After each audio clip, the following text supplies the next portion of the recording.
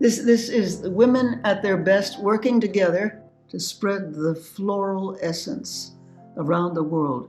New mind, a different use of the body, a tapping into the soul of things, a telling of the new story. A lot of our work has to do with tuning into the new story that is trying to happen, a bringing a kind of fertility to it that allows us to dream the higher dream, to become the time, to become the essence of the higher dream that is trying to enter into time. So those of you who know, and who know that we do know, and are knowers themselves, you out there who recognize this is a powerful moment in present evolutionary history, where it is women working together at such high and deep levels that allow us to create the new game of human continuity on this planet, and maybe ultimately on others.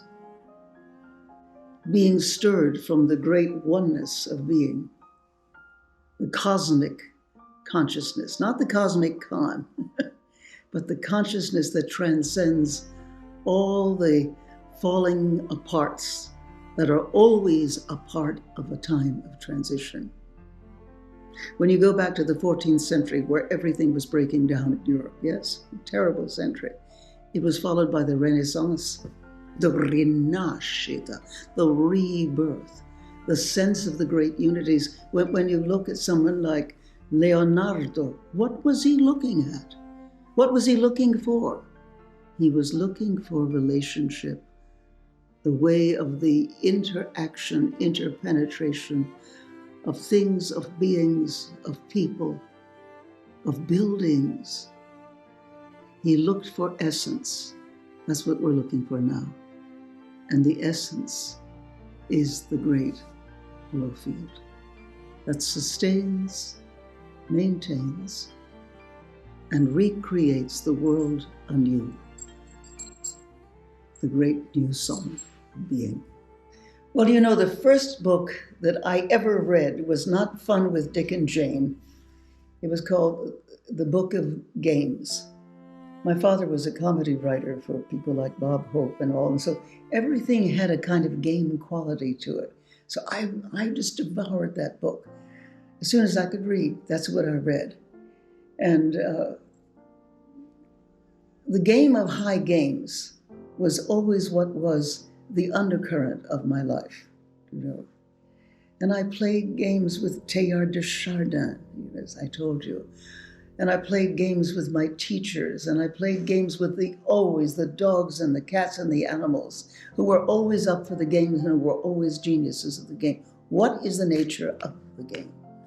The game is the way that we get beyond our stuckness and our encapsulation of ourselves as ones who are just put on earth to persist and to do what we can in the spite of all the forgetfulness. In the game, if you see life as the high game, you don't forget, because you are all together in a process of mutual co-creative discovery.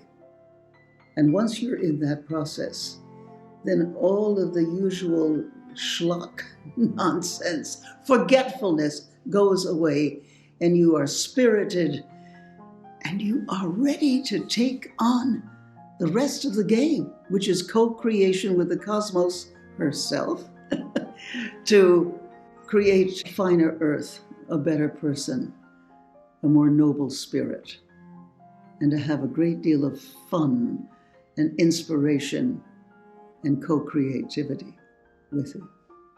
Yes, my friends, it's all about the game. And that's what I like to think that you're all doing together. We're all doing together, is we're trying to find the way in which the great game is part and parcel of everything that we are and do.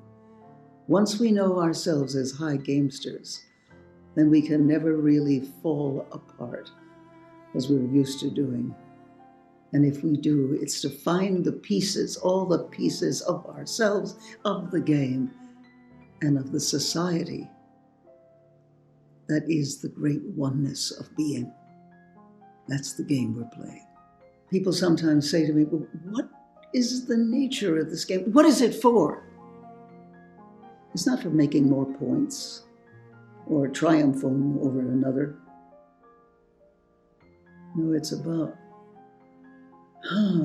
finding the ways to the co-creation of a great new civilization or civilizations that are so unique and spirited in their self-discovery that the nature of discovery, self, other, civilization, culture, becomes what we are here to do and be.